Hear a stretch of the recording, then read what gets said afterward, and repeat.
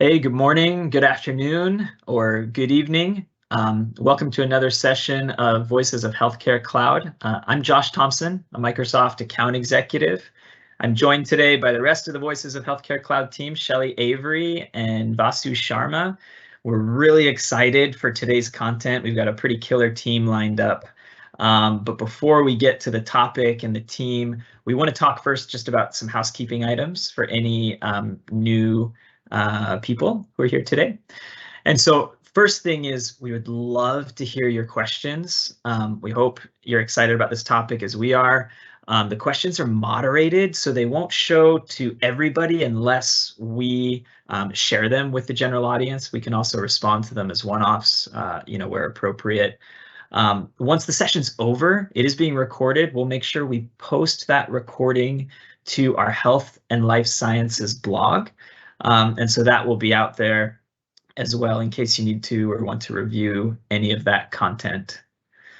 On this next slide, there's just a little kind of picture to show you if you're not familiar with the Teams live event setup. In the top right corner, you'll see a Q&A button that will open up that panel, and you'll be able to ask that question, and Shelly, Vasu, and I will be on the back end to respond to those questions. And we'd love for you to kind of share with us to kind of kick things off and start getting the pump primed in the chat to share where you're joining us from.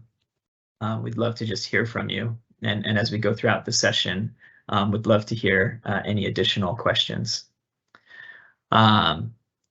So with that being said, we're going to jump right over to the presentation.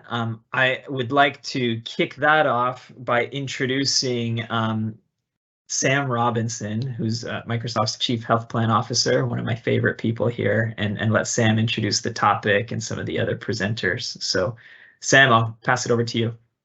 Thanks, Josh. And Shelly and Vasu, thank you so much for having me on. I'm not sure how I got this privilege, but I appreciate it because I've never met an audience other than CJ, who you'll hear from in a minute, that's very excited about the process of redetermination or recertification. So this is exciting. I finally found an audience that's excited about things that I'm excited about. So thankful that you have me on for this. So without further ado, let me introduce real quick my fellow presenters. First of all, Jake Thompson, I think he's a frequent contributor here. Our global black belt, he keeps forgetting to put it on there for health plans. He's our global black belt that helps with everything. And if you haven't met Jake in person or via virtual conference, it'll be a pleasure when you do. Expert on lots of things around health plans and providers, but his focus on health plan has led to some really great work, and he's going to be helping out throughout this and adding in. And our main star of the show, Ravi Sankar, better known as CJ. So that's the only time you'll hear us say Ravi Sankar. The rest of the time it'll be CJ.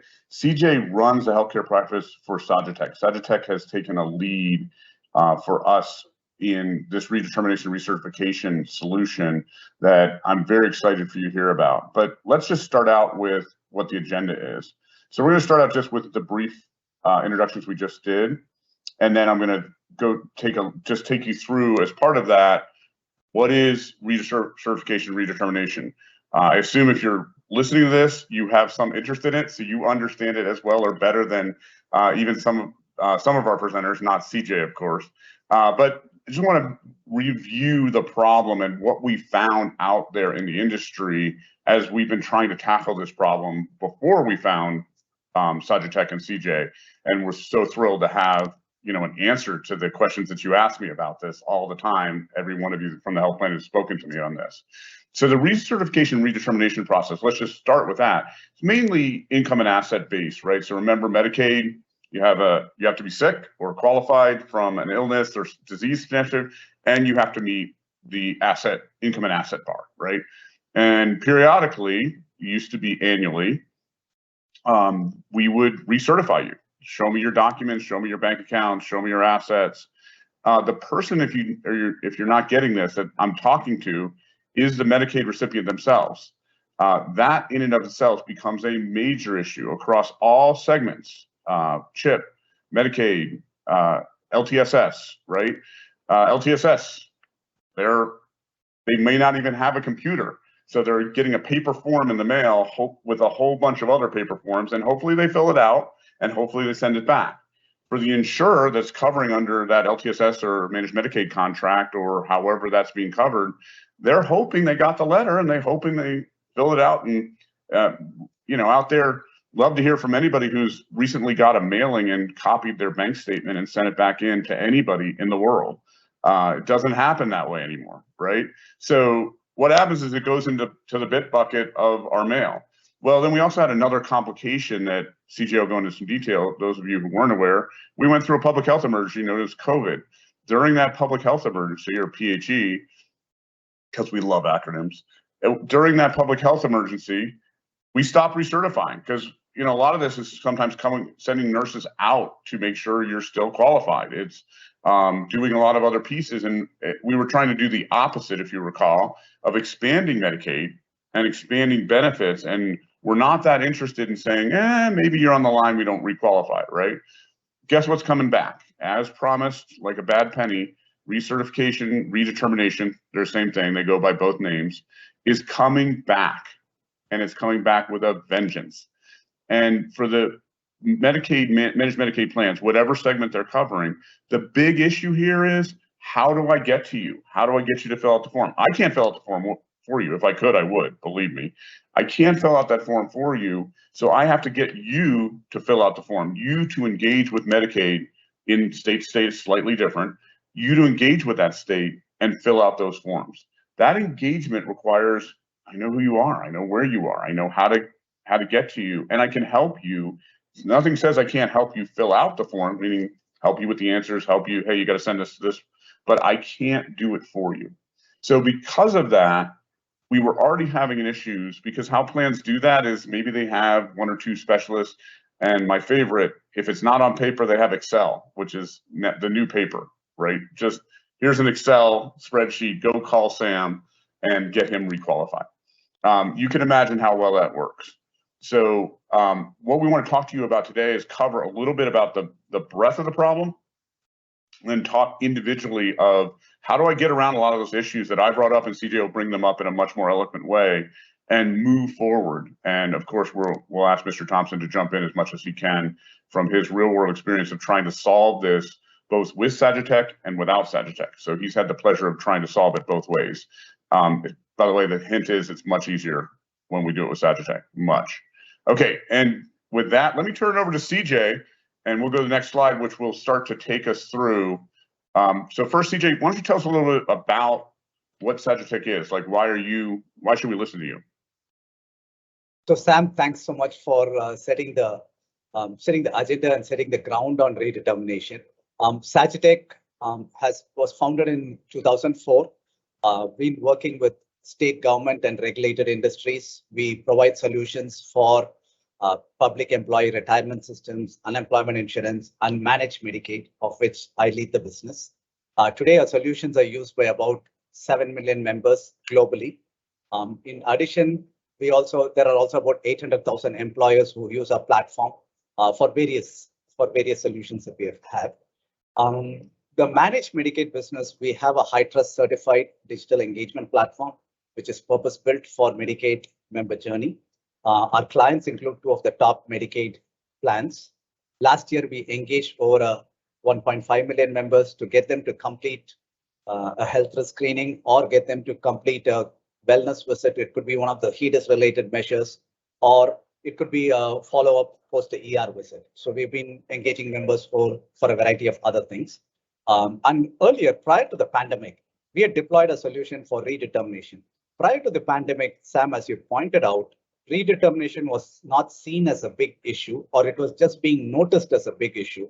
Medicaid churn was seen as maybe a fringe issue that some people focused on. So at that time, we had deployed a solution for a large Blues Medicaid plan. So that kind of gives us set the context in terms of what we've been doing for Medicaid. So Ajay, next slide, please. So Sam, as you said, the health emergency is ending. So why is that important?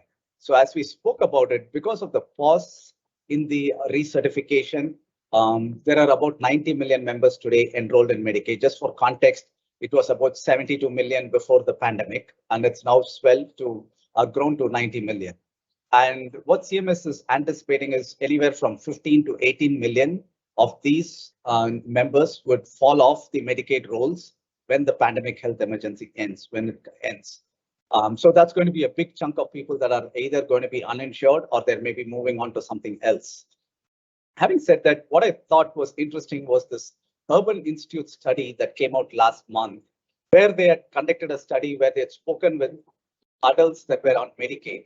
And over 62% of them said they had heard nothing at all about the forthcoming redetermination. I mean, they are not aware.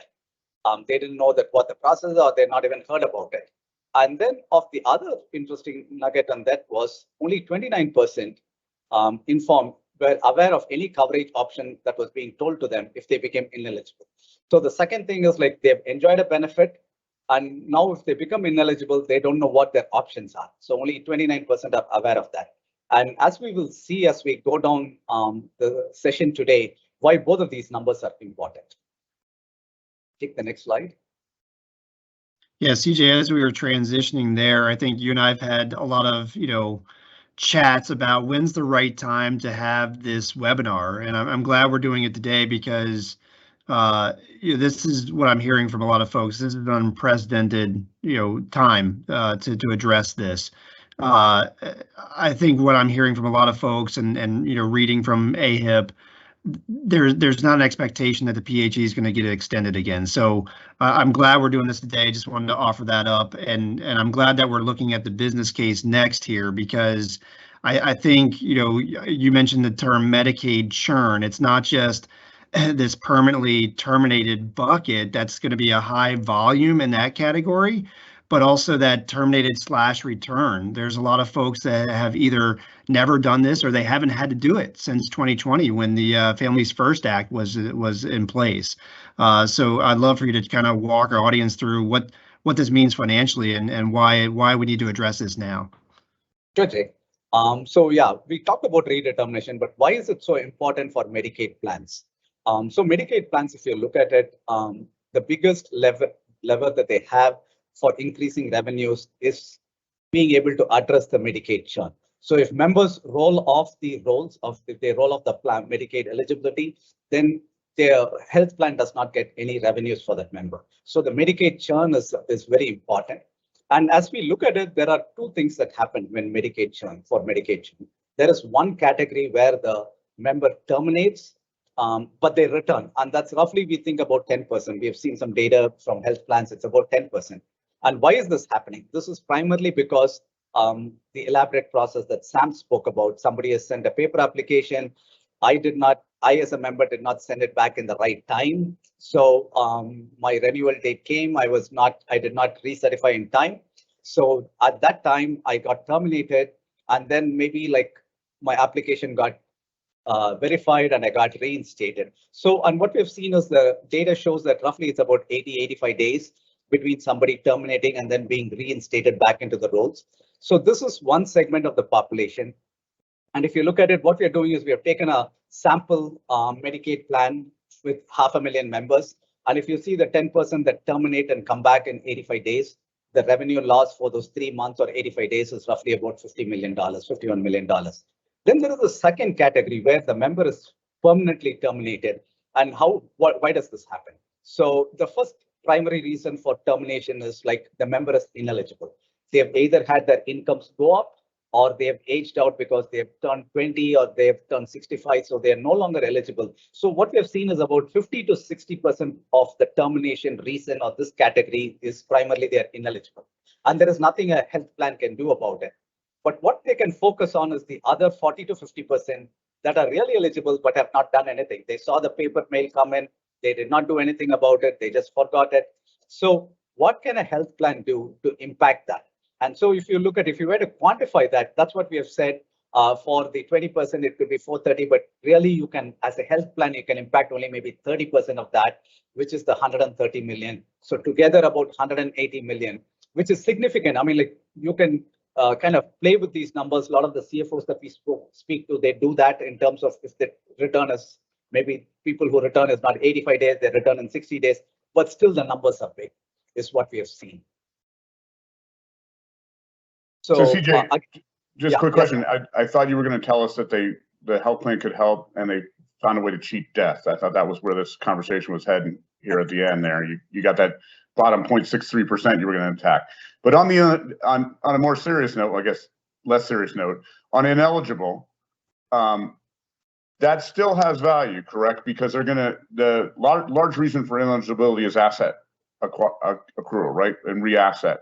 That can go into a spend down position. So even educating folks on the process in that 48% becomes a key to this, right? A lot of reasons things aren't returned is I don't know what that thing is that you're asking me to do. And so that re-education, even going after those ineligible to let them know this is going to come up again, is a helpful part of the process and might also bring some of that revenue back to that insurer. Sam, you're absolutely right. In fact, I think one of the CMS just sent out a letter a year back saying that as part of the redetermination for the members that you find ineligible, if you, the health plan, had a qualified marketplace plan or a qualified health plan, for the members that are ineligible, you can guide them to that, and that would not be considered marketing. Earlier, it used to be considered marketing if you were sending information about your own plan to a member. But for members that could be ineligible or potentially ineligible, you can absolutely educate them, make them aware about your marketplace plan or a qualified health plan, because that's seen as coverage continuity. So you want to be able to have continued access to insurance. So CMS says you can do that, and you're right. So I think that's in this case, even the ineligible become valuable, because if the health plan has got another option, you want to be able to guide them and keep the member within the family. Excellent. Okay. Jake, next slide. Yeah, you know, CJ, you hinted at some of this earlier, and we were obviously working on some of these components before the pandemic, but redetermination is hard. There's complexities around this, and some of them are even more complex now. So I'd love for you to kind of share with the audience what we mean by that. Yeah. So Jake, you're right. I think it's hard by nature, and actually, we've just laid out 3, but there are I could say there are 300 things that are hard about redetermination. The primary thing is Medicaid by itself is a transient population, and just because of the health emergency and the various other reasons, people are moving around in Medicaid. They move around a lot, and so one of the things is you don't have valid contact information. So whether it's a good address on file or a good phone number is not there. So being able to reach the member has always become a challenge. The next thing is this category called unable to reach members. Again, health plans know this very well. When they use a phone channel to kind of reach the member and the member is not picking up the calls. And Jake, you and I know people don't pick up calls from unanswered numbers or unidentified numbers. I mean, there is this study by the state of the state by HIA that's called State of the Call. 79% of calls from unknown numbers are not answered. And when you ask people, why are you doing this? Why are you not picking up the phone? They say 94% of the calls from unknown numbers, they expect it to be a spam or some kind of a scam or a spam. So they don't want to pick up the phone and do anything with it. So that's the primary reason why, even if you had a good contact number, I mean, a lot of health plans think if they found a good contact number, then they would be able to reach the member. But even if you had a good contact number, people are just not picking up the phone call just because they don't know who's calling them and they don't want to pick up anything from an unknown number. And I think the most important thing that we are seeing and we are learning is, and I want to hear your thoughts also on this, is health plans by themselves, as we discussed, they did not focus on redetermination prior to the PHE.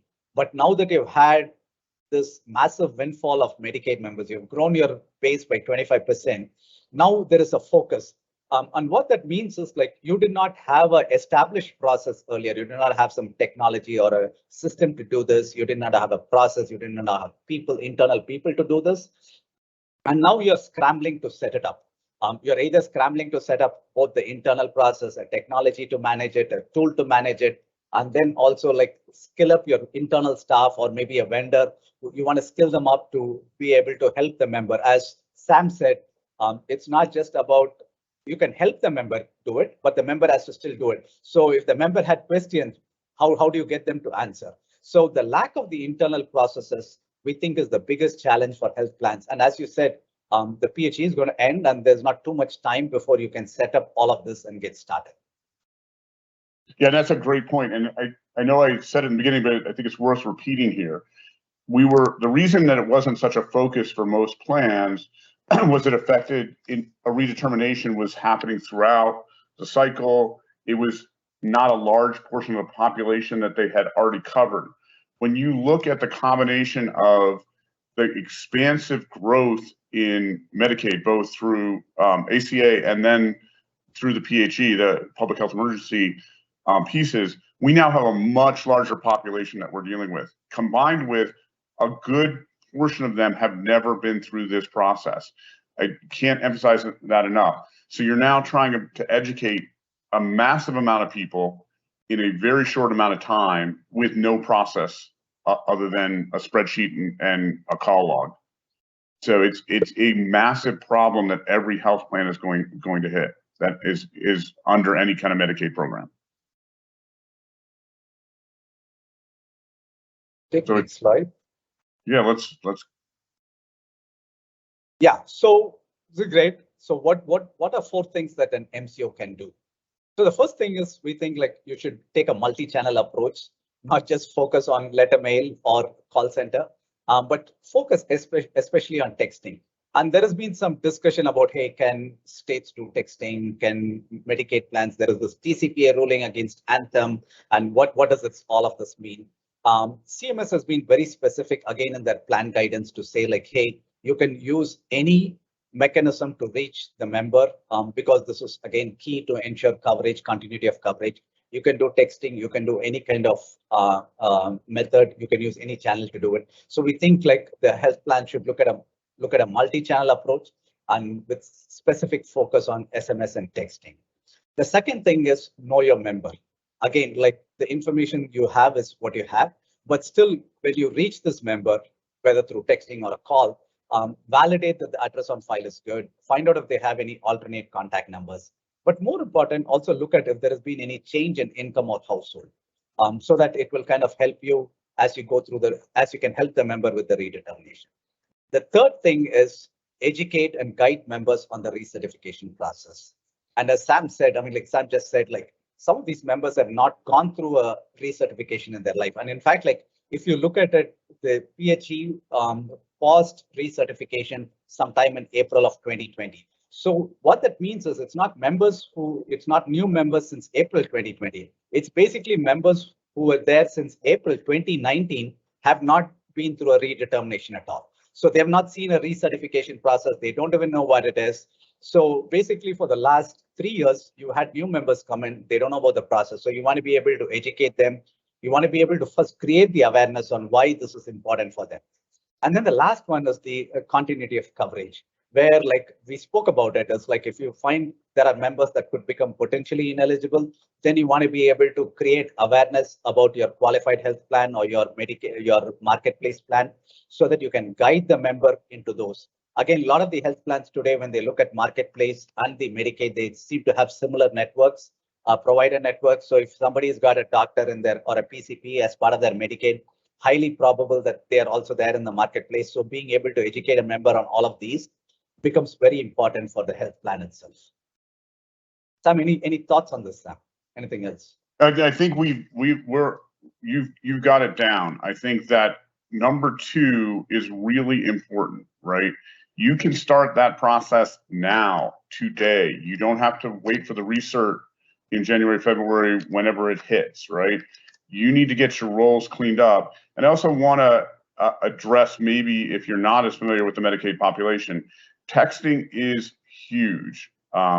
There's lots of ways that we've even managed to cover text and data plans through some of the managed Medicaid plans as part of their continued service.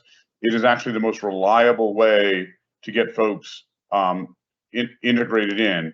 And with some of the other changes that we've seen, some really innovative stuff out there, most of the Medicaid recipients have a text, depending on the population. LTSS, not so much, but everyone else has the ability to text, and it's the most reliable way. Having CMS open that up was huge and opened this multi-channel concept that was not available to us before. It was send another mailer, send another postcard, right?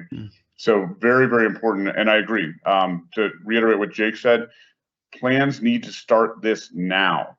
They don't need to wait till the recert happens. They need to warn them it's coming. They need to warn them what the process is and make sure that they're able to get them. You don't want to be on the day that you're going to lose. You're on, day 30 and you missed your window. Now you're in the 90-day recovery. You don't want to be in that recovery window if you can avoid it. How do we fix it, CJ? I'm glad you asked that question. Oh, did it? Wow, So, that's amazing. CJ, I was going to mention this as a primer. I think we're getting in the meat of this now. So, having worked with you and a handful of Microsoft customers on this problem, I really like how your team has approached this, both from a if I could use the word passive, like SMS reminders or automated outbound calls directing members to resources, or the other persona. We always want to focus on the human side of the problem, so the human member, but also the internal humans. So much of that internal processes, those Excel spreadsheets obviously aren't going to work, but the sneaker traffic broke too. I can't go across the cubicle and say, hey, Sam, what do you think about this? We're all in hybrid now.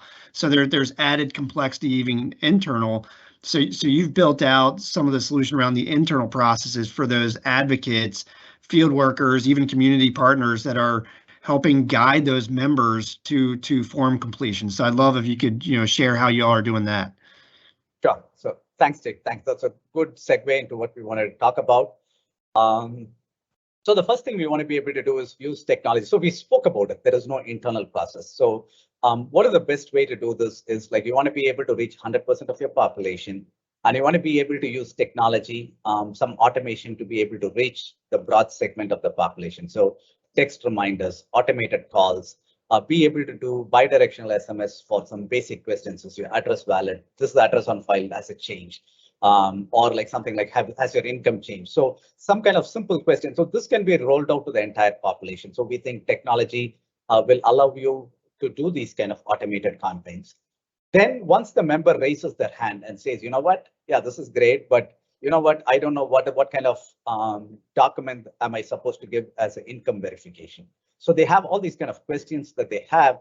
That's where we think that's when you pass them on to the internal member advocate, the health plans member advocate, or a call center that's doing the outreach and that's going to support the member in the process. So use technology for a good portion or reaching all the entire 100% of the population.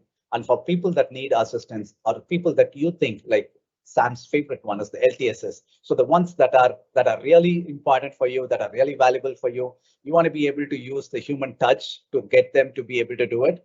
Because a lot of times they might not be able to do it on their own. So you want to be able to use your human resources wisely for the ones that are high value or that have real issues, and you want to be able to do that. Use technology for most of the common issues, and for the specific cases, move on to live support to be able to do that. Hey, CJ, for the sake of the recording, I'm monitoring some of the IM window.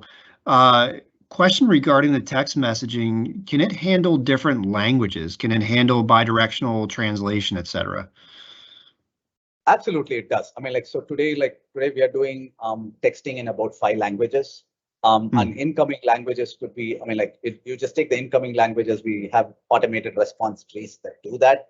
But there are always open-ended, people, nobody wants to be bottled down to structured responses. They still do those things. So yes, you can handle multiple languages with text messaging and then be able to get incoming responses too. Awesome.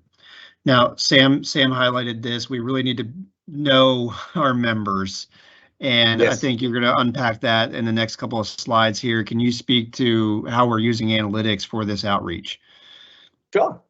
So one of the first things is yes, you've created a strategy of using automation for the majority of your population and maybe some human life resources for a specific segment. But how do you create the segments? How do you prioritize the outreach itself?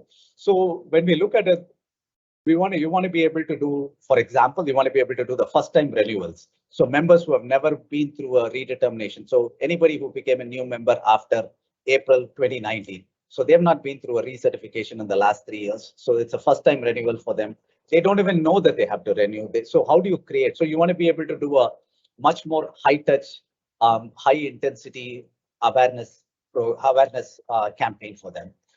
The second segment could be repeat renewal. So these could be like maybe children that have been in your plan for a while. It could be the LTSS segment that have been in your plan for a while. So they've maybe gone through a renewal, but they've forgotten it. They've not done it in the last 3 years. They've totally forgotten it. You want to be able to jog their memory. You want to be able to tell them that this is something you need to do. And then you want to be able to create a separate set of journey for this population.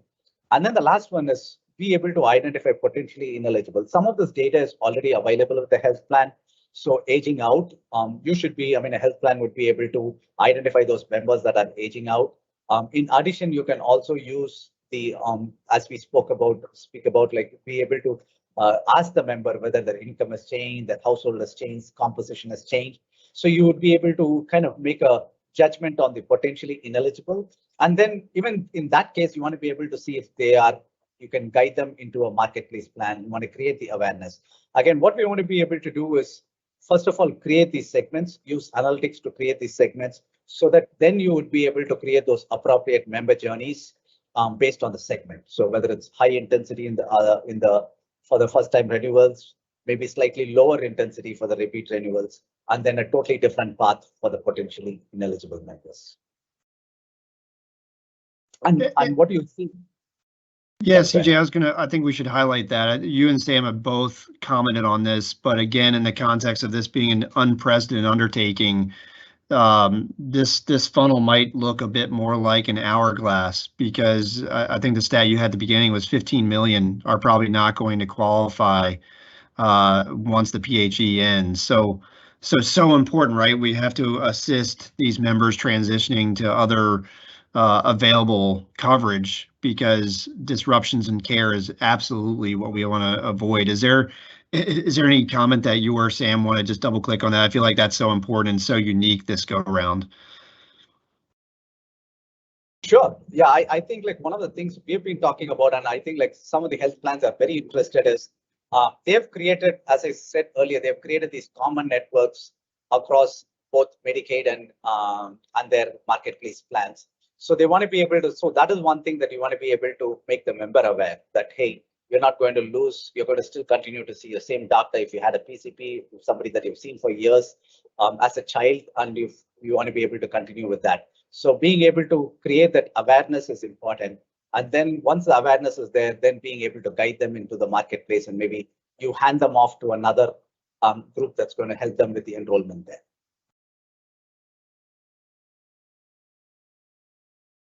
Awesome. So in conjunction with segmentation, we need to refine those with even deeper level analytics. So this is kind of the double click on that slide.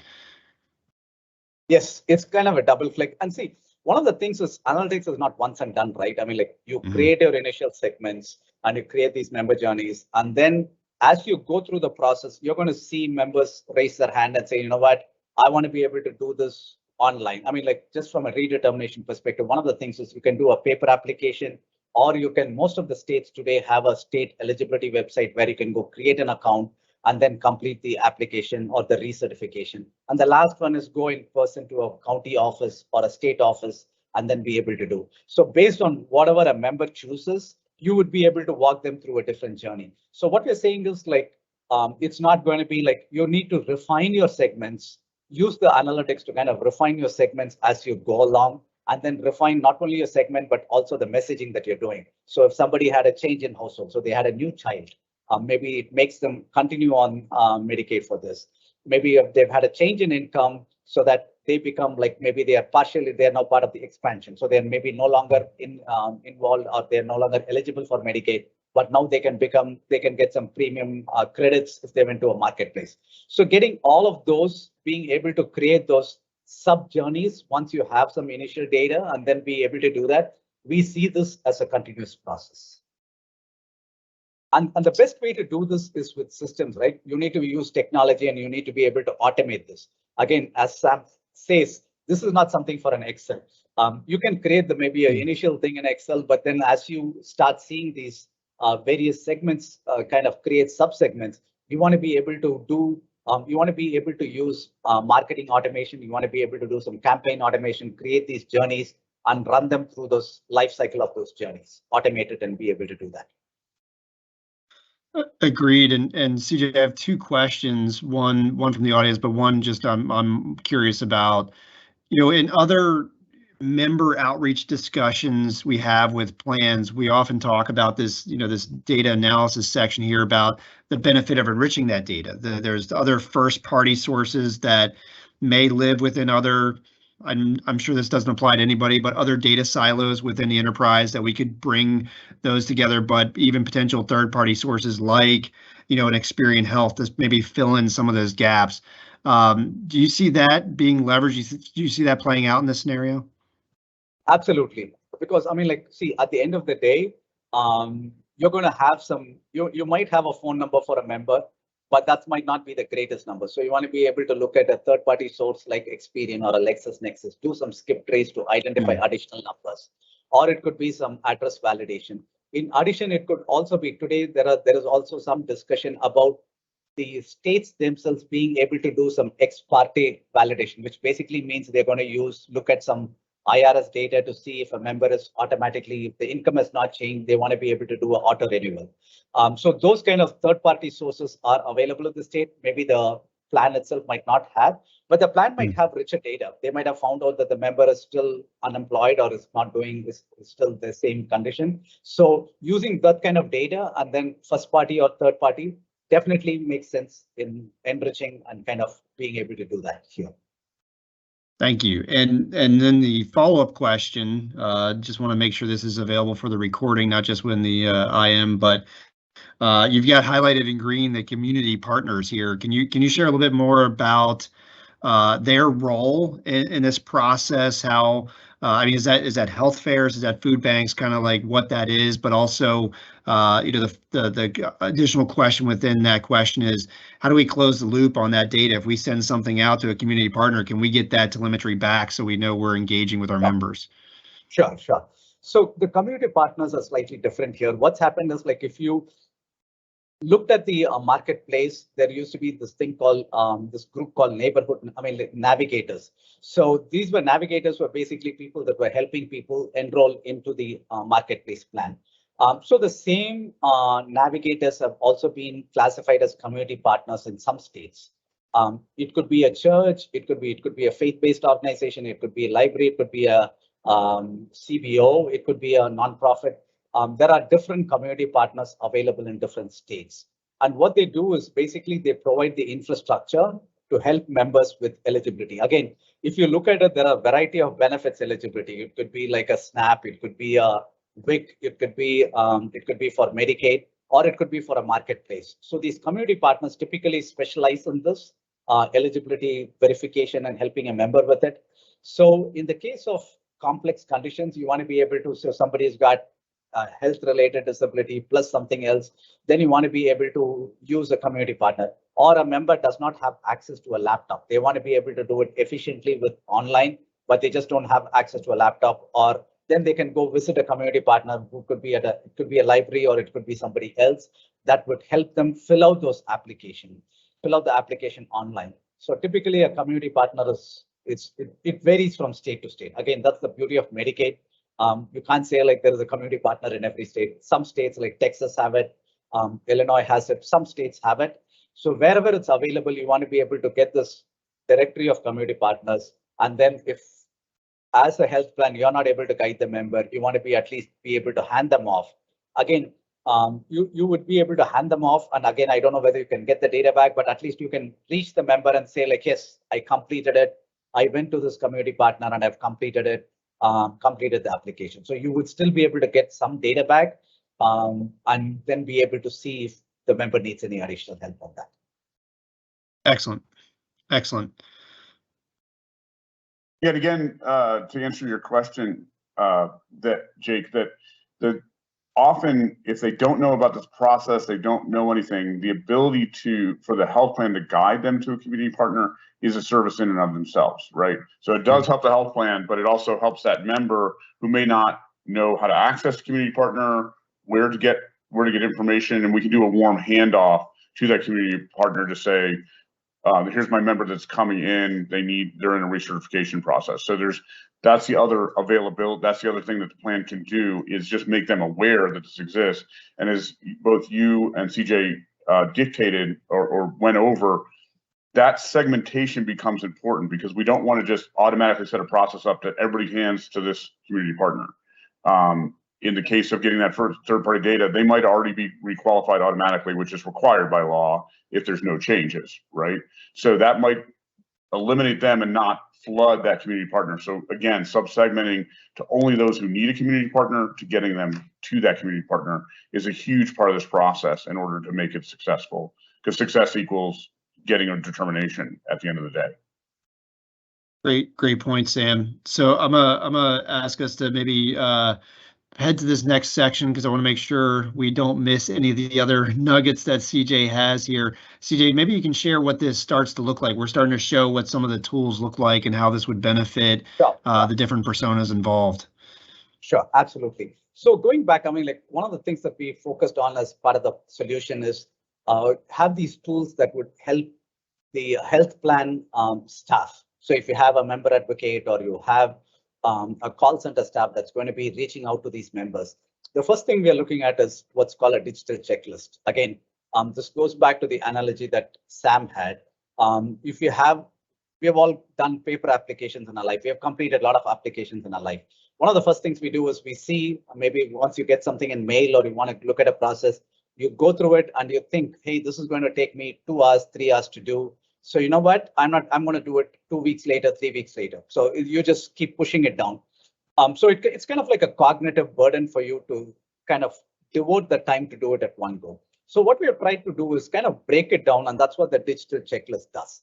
It kind of looks at you, it sees what your renewal history is, gather information on the household detail. So you're not burdening the member by asking them to do everything, but rather you're breaking it down into smaller tasks. And then as a checklist, you're asking the member for this data. And then based on this, like, it could be household details, income details, what channel would they like to renew on? Is it online, or they want to do a paper, or maybe they want to go to the county office because they have a family of 6, and it's just easy for them to go there instead of sitting doing a paper application or an online for 6 members. So the renewal channel, and then what are the documents that need to go with it. So once you have this digital checklist, what you see in the middle of the screen is how the platform replicates the digital checklist.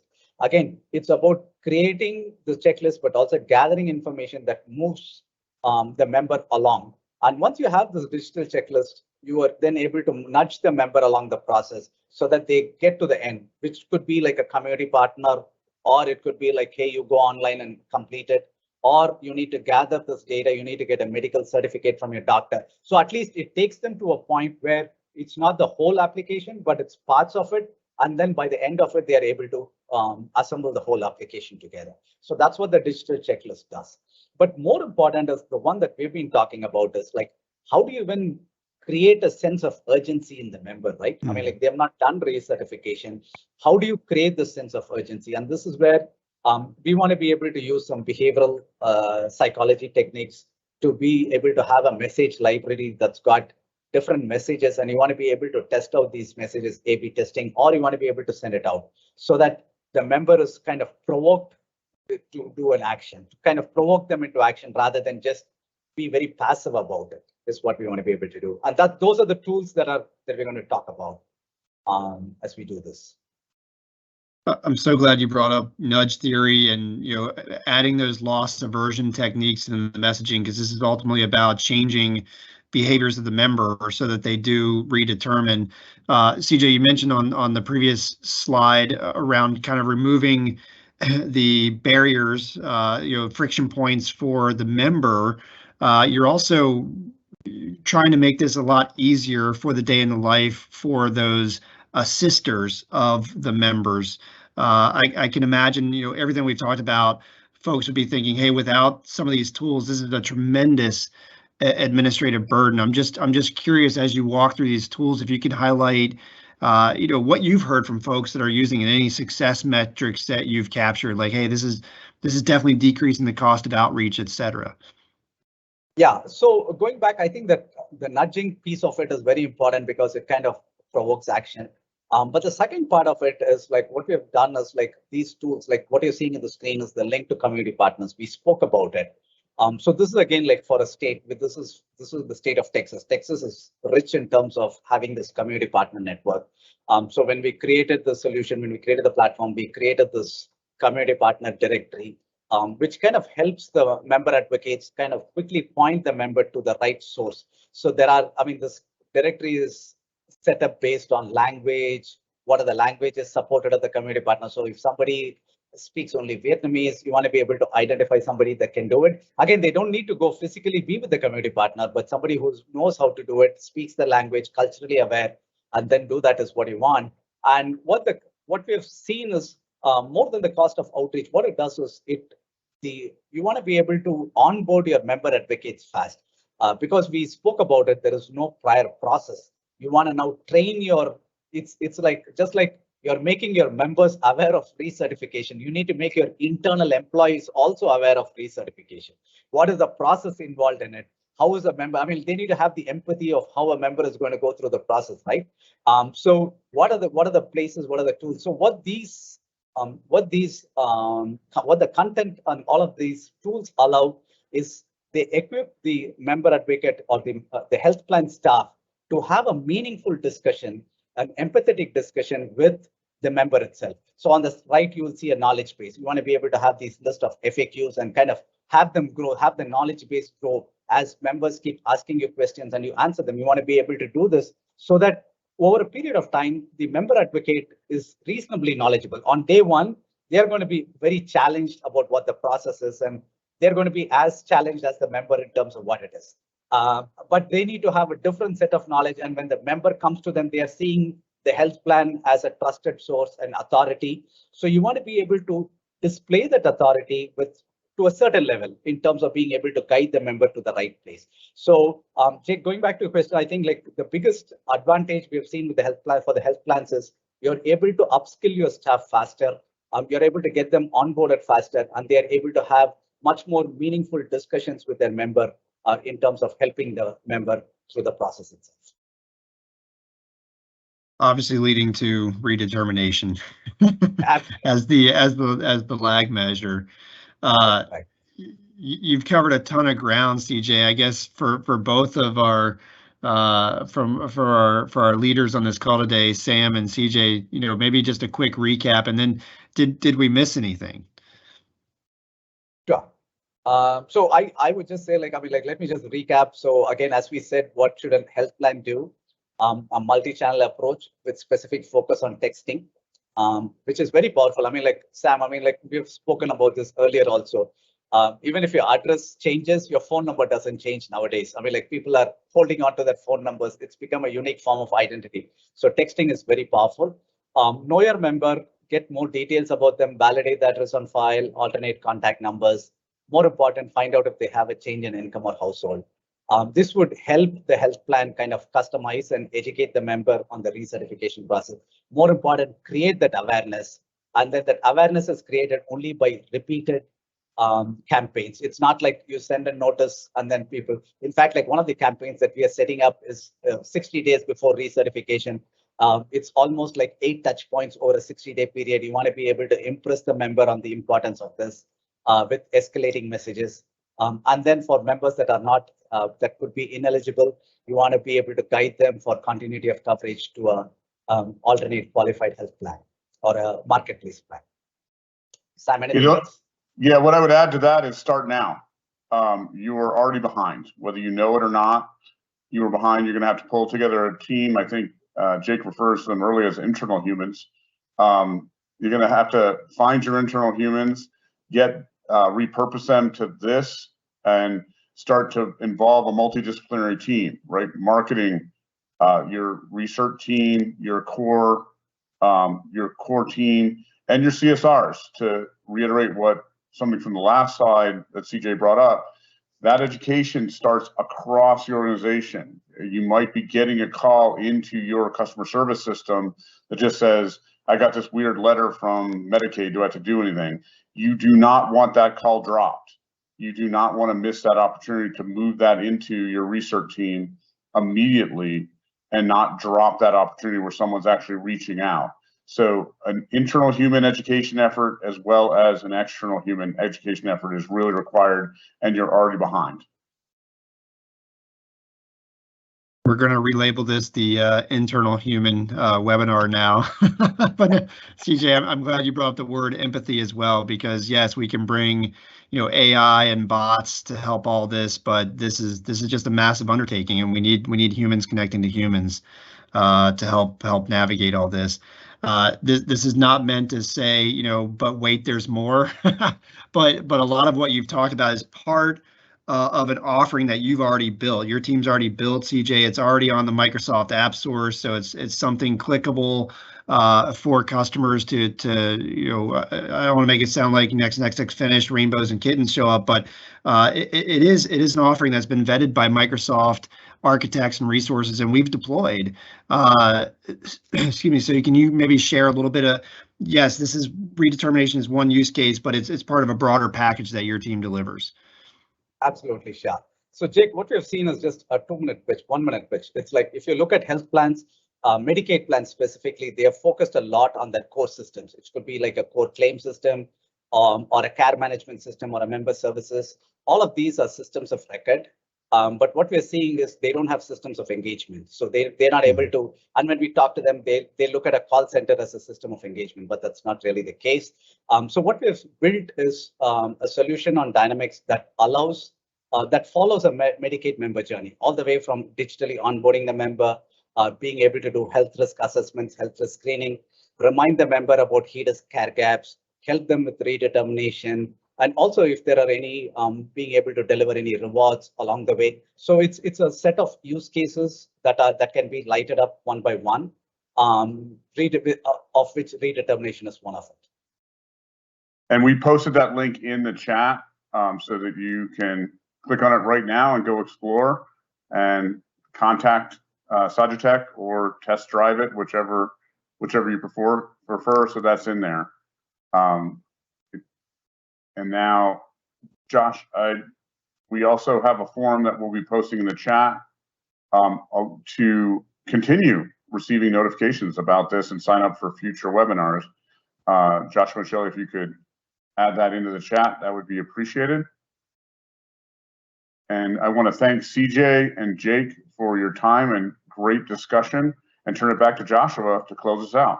Joshua? Awesome. Thanks, Sam.